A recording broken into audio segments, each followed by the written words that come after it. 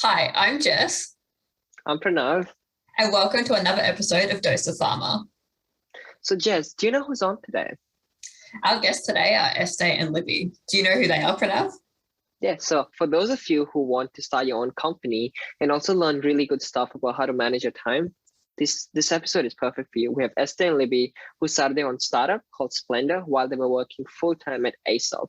And they're from our course, they're alumni. They've been here, they relate. It's perfect. I hope you guys enjoy this one. Yeah, let's jump into the episode.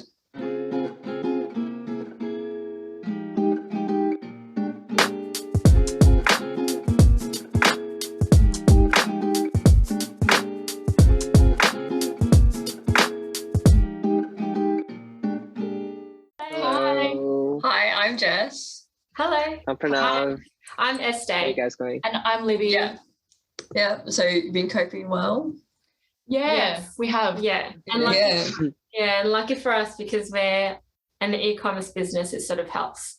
Like it doesn't really interrupt operations for us. Yeah, good, thankfully. Yeah. Do you have any strategies you put in place when we go into lockdown? Not with the business or with yourselves to stay sane? In terms of the business, not much because it's something that we do from home anyways. For ourselves, not really. A lot of I'm at home anyway, so a lot of Netflix, a lot of reading, walks just to keep me sane. But yeah, it's been going well. How are you guys coping? Yeah, I finished my exams yesterday, so. I've still got one more. The feeling Yeah. when you finish exams is the best. Oh, it was great. Isn't it? It was so good. so Yeah. Yeah, you guys are both alumni of the pharmaceutical science course. So can you tell us a bit about your journey from uni to where you are now? So it wasn't that crazy, to be honest. We both finished uni and went straight into full-time work. We didn't take breaks or anything, which I'm kind of regretting. A 3-month trip to Europe would have been nice. But no, we both left uni. Este did honours and then she went straight to full-time work after that. And then I finished my course and then went straight to full-time work. So we both worked at ESOP, which is where we met because we worked in the same team, the production team. But yeah, after that, 5 years for you at ESOP and then almost 4 for me. And then after ESOP, I went on to do my own thing with Splendr and then she changed careers. It's worth noting that when we were both at uni, I think we would have crossed paths, but we never actually knew each other during uni. Yeah.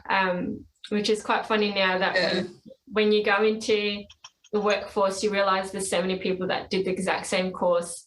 But you just happen to not have met them at uni. So it's definitely a very small world, especially for the pharmaceutical community. Oh yeah, definitely. It's nice, small campus, small community. Yeah, exactly. So it's nice to when you go into the workforce and then you meet someone who has done the same course. You're like, oh, we're the same, And you just sort of just become really good friends. Yeah. I think what really helped us as well was the summer intern scholarship. It pretty much landed us the job at ESOP. So that was a huge stepping stone of getting us into that job. It didn't get us in there because we still had to go through the interview process at ESOP, but it was worth getting that 3 months experience or whatever it was doing the internship. Yeah, so what kind of skills were required for you to land that summer internship? Formulation, I guess. Well, we didn't do our internship in R&D. We still were in the production team. So it helped that we had a bit of formulation experience. I think it's really just taking a lot of initiative. When these summer scholarships come up, be the first to sort of jump onto it. And when I was at uni, I look back now and kind of regret it, but I think not regret it, but I think when I was at uni, I never took a break during all the summer holidays or the winter I think it was the mid-year holidays and stuff.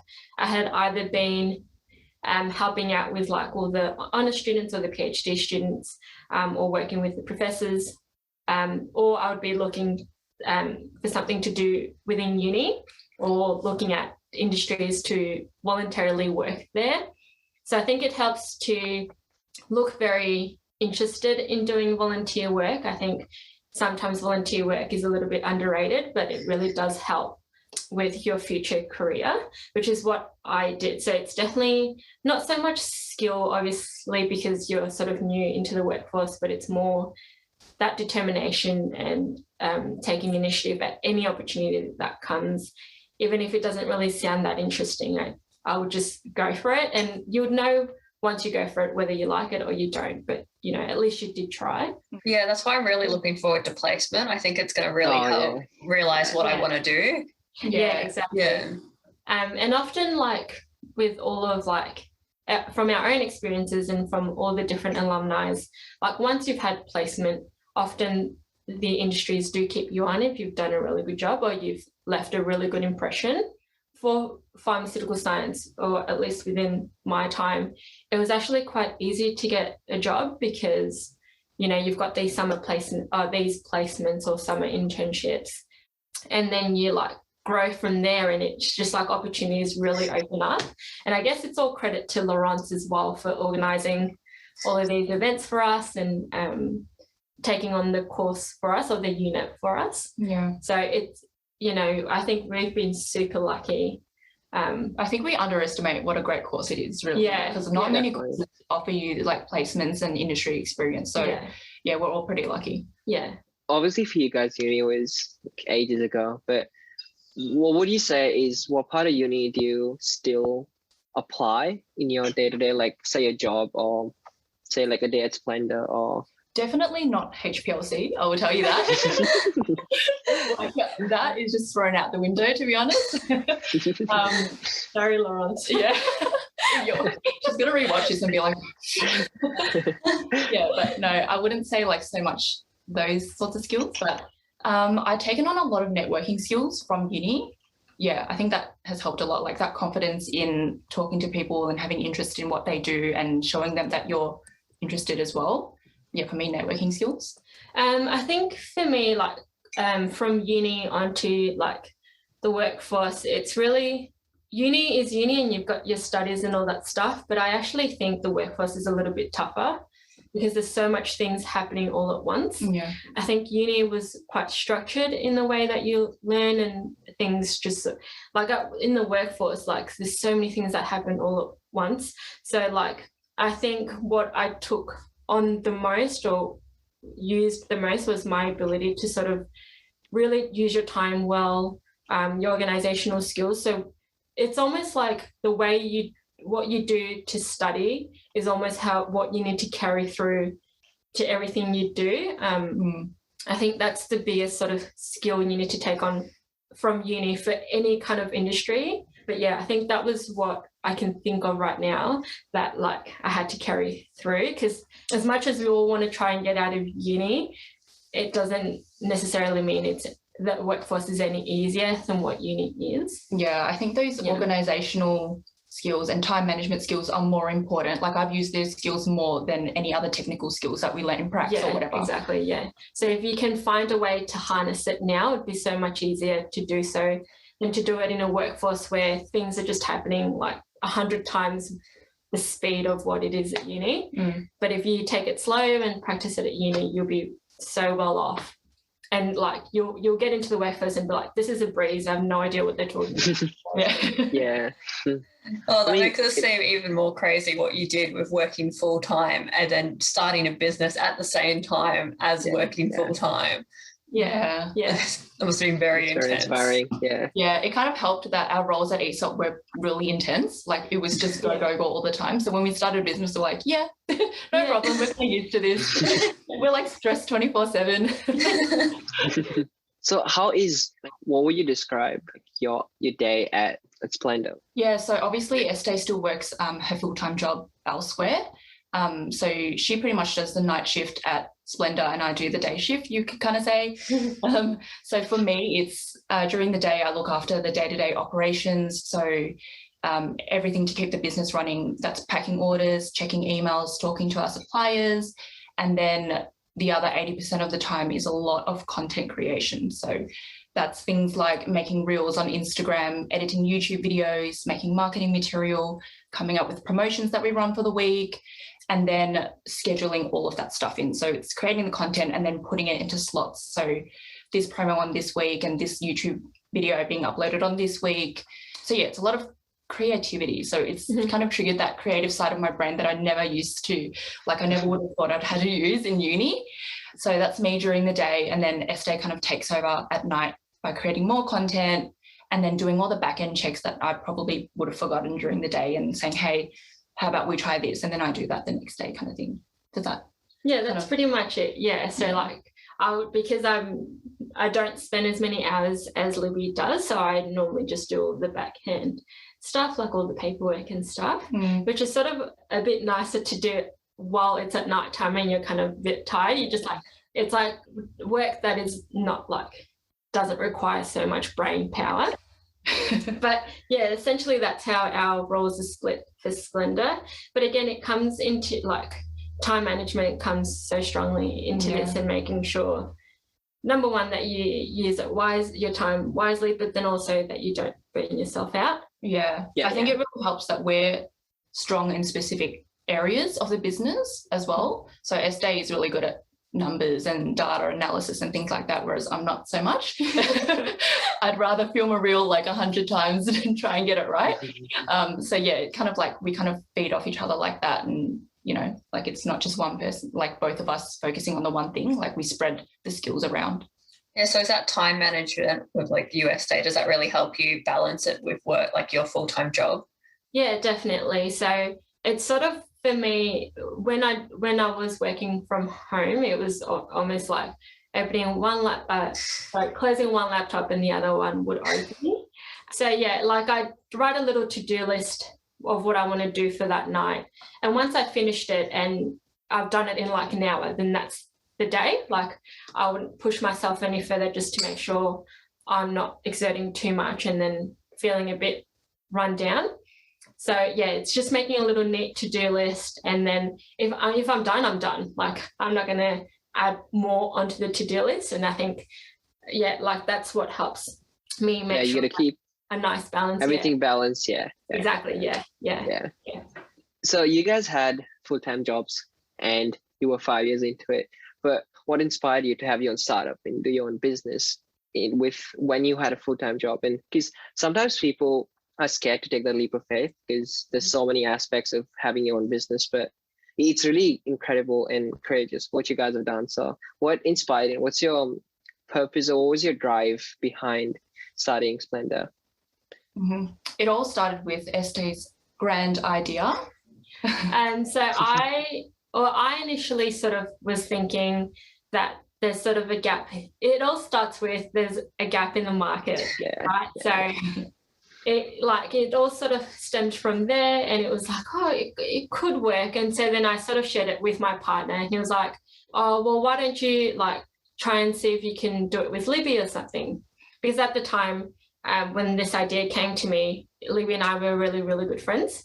But the funny thing was we went on a trip together, and the question came up of whether we would start a business together, and I instantly said no. Like it was the quickest no I've ever made.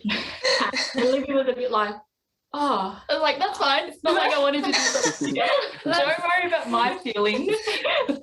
I just had like the first thing that immediate thought was no. And it was more because like we just had such a good friendship, and like you just hear stories of people, friendships sort of get ruined from these kind of partnerships. So initially I sort of warmed up to it, and then so when my partner was like, maybe ask Libby whether you want to start it together, I sort of hesitantly sort of asked her. I remember you were like, hey, what do you think about this? Yeah. I was a bit like, I was like sort of just like spreading, like making my breakfast, and I'm like, should I just ask her? And I went for it. But like, I think what's so great about our partnership is that I'm sort of the type of person that has the idea but no courage. And like I admit, like had I not spoken to Libby, this wouldn't have happened at all. Yeah, I feel like I kind of pushed you to do it. Yeah. So I'm not the courageous type at all. I think more about the risks than anything else. I'm like, oh, what if this happens? What if this happens? And so when I told Libby, and because she's a risk taker, she was like, all right, well, then come over on Saturday and we'll get a business name, we'll apply for an ABN. And I was like, hold on, but I just told you the idea. Give me a second to process everything. Let's just take it slow. And she's like, no, let's do it this Saturday. And so it all just literally like snowballed into something. So we didn't expect it to be how it is right now. But yeah, like Libby can tell you all about risk taking, but I'm none of that. But it was definitely, it really came out of our friendship. Yeah, that's what inspired the whole business. Like we wanted to build something to represent our friendship and merge it with our love for anything beauty as well. So that's where our motto comes in, really, create bonds through beauty. It's just like, trying to show people the bond that we have as friends and creating more bonds with other people in the beauty community. Yeah. I watched a TED Talk a while ago, and it was saying how true happiness actually comes from the relationships that you make with your family, friends, and the community. And it's actually not success, or it's not climbing the ladder or money or materialistic things. That's actually not where happiness comes from. So I really took that as an inspiration, and that's how we want Splendr to be. It's a place to bond and feel a sense of happiness where usually life can get quite busy. So that's what inspired us. But yeah, like it's also the balance of the both of us. I'm good with creating ideas, but I don't do well with risk taking. But then Libby is there to pick up that risk taker and sort of give me the confidence or reassurance that no, this is fine, let's just do it. And if it doesn't work, it's okay.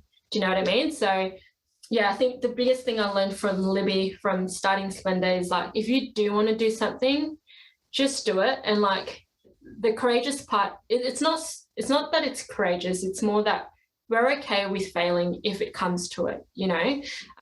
And we get drilled in with like, if you fail with exams, that's it, that's your life, that's the end of it kind of thing. And I think it's not the same for business. It's like if you fail, you're actually learning something out of it rather than doing well all the time. There's no such thing as failure, really.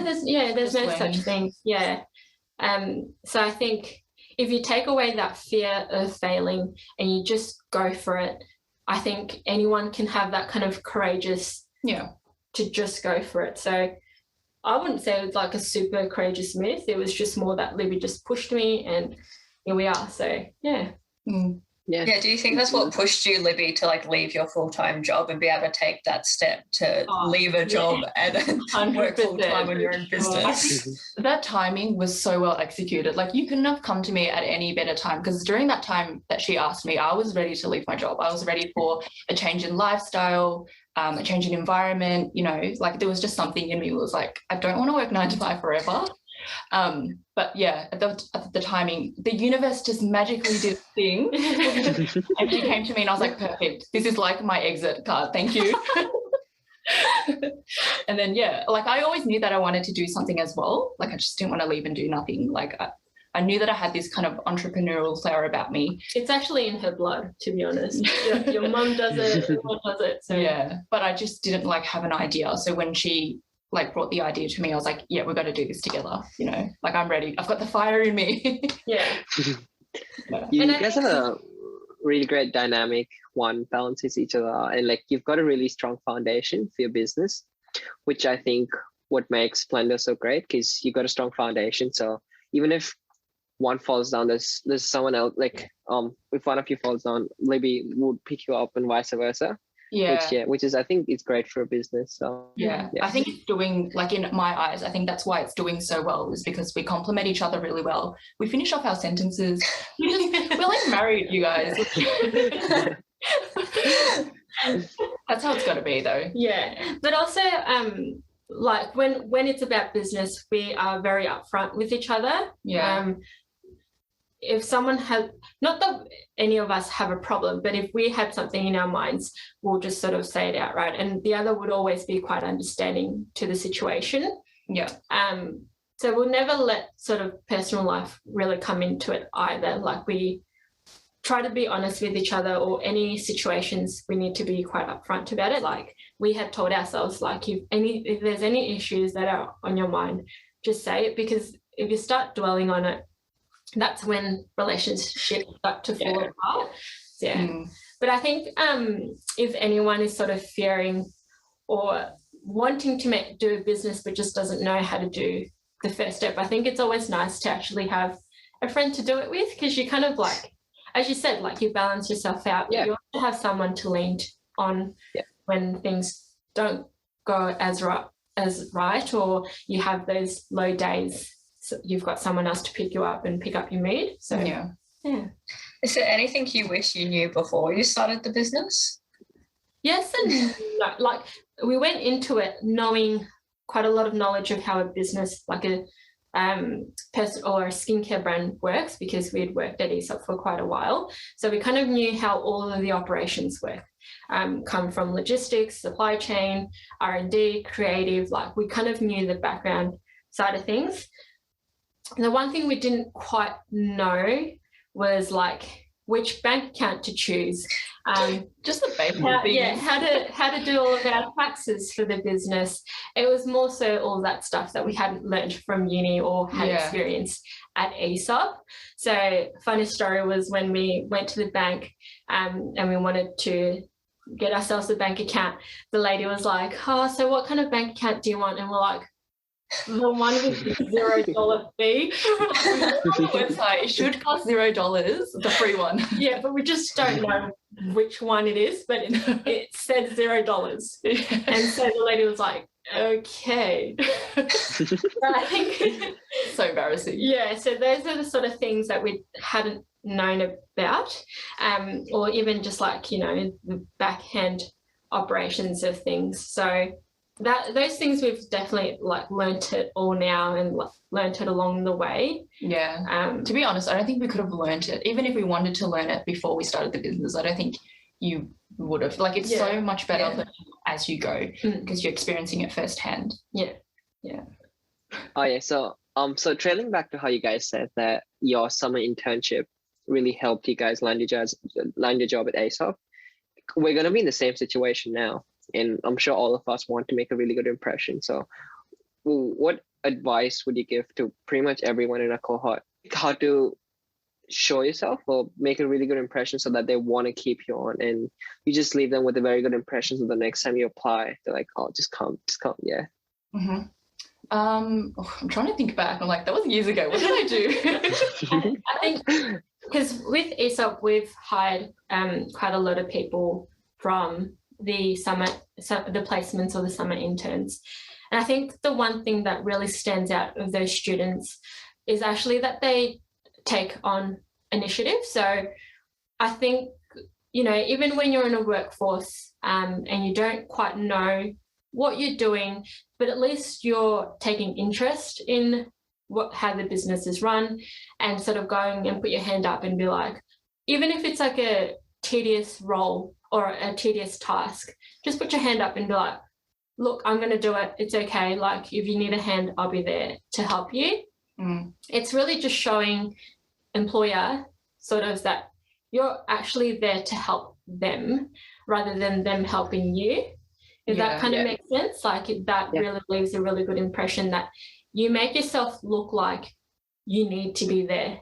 Do you know what I mean? Like, without you, they're at a loss. Yeah. So that's what I sort of keep in mind when I first start a role or something, that I want to make myself so known that when I'm not there, they're going to be like, oh crap, I should have tried harder to keep like that. Just if you had that mentality, then you'll do so well. Yeah, and don't just do what they've asked you to do. Like, if they're saying, oh, go formulate this, and then you go do that, and then you go and sit at your desk and have a Tim Tam, like, you know, go out of your way and say, what else can I do more, you know, like Este said, even if it's just the tedious task, like, make yourself useful kind of thing. Yeah, because they're going to be the tasks that they really be like, oh, I wish they were still here to do this task that I don't want to do. Yeah. So just be like the person that, like, you know, they couldn't live without kind of thing. Yeah.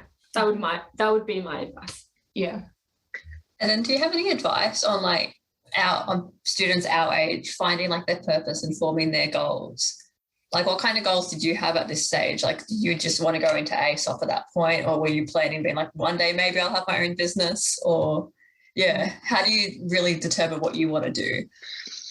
To be honest, when I was a graduate, I had I was so narrow-minded when I was a graduate. I was just like, my goal is to get into ESOP, get into cosmetics, you know, maybe be a formulation scientist or whatever. So I feel like that's the mistake that I had when I was a fresh graduate, is being so narrow-minded and saying, if you're not a pharmaceutical scientist, you're a failure, you know, like, so I wish I could have just told myself that even though you studied pharm sci, doesn't mean you have to go down that path. It could be a good stepping stone into something else, you know, and if you're passionate about something else, like starting your own business, then go and do that. Use the skills that you've used during pharm sci to take you there. But yeah, just don't be so narrow-minded about where you have to go just because you studied it. I probably sound like a broken record, but like, again, it's all about taking initiative. It wasn't so much a goal for me, but it was like, take on any opportunity that comes to you. Like, don't be like, oh, I'm too good for that kind of opportunity. Like, I'm not even going to try. Like, you never know that if you've tried it and you're going to be like, oh, I actually quite enjoyed that. So then you sort of find out what kind, or maybe you'll do it and you really are certain that you don't enjoy that and you know to take a different pathway. Yeah. But just like at this stage, especially as a graduate, opportunities are like always there. It's just your initiative to actually take them on.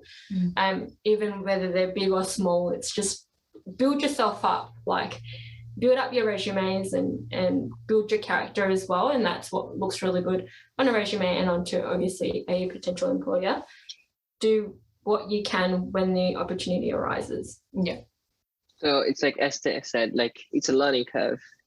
It's you learn as you go and finding out where your passion lies. So that's like a really good process of knowing what you want to do, because you need to have that passion to do something, right? So this is a really good way to find your own passion so that it keeps on motivating you and driving you. So of course. Quickly, I just wanted to add, like, networking also is also really important. So when like the uni organizes all the networking evenings or whatever, like don't be afraid to actually approach the person and just start a conversation. Like you never know where that would lead to. Often when we do go to those things, some students are a little bit intimidated or a little bit worried as to how they come across. And honestly, we're all there to network, and so we already expect for you to come up to us and just like ask us a question or for advice, because out of that networking night, you can grab a mentor out of that, or you can grab an advice from there, or it really shapes your future. You never know, but if had you not taken the first step to go and tap someone on the shoulder and start talking to them, you would just not know.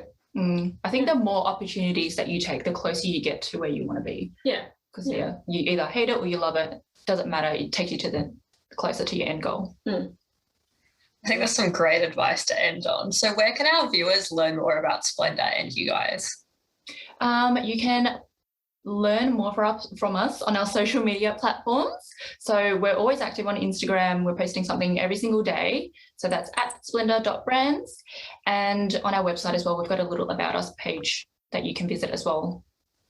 We recently also jumped onto YouTube as well, so you can watch us there make fun of each other and make fools of ourselves sometimes. But yeah, and I think also we're always happy to for people to reach out to us if they needed advice or wanted to know a little bit more. Like we're also so available via email or by Facebook or Instagram.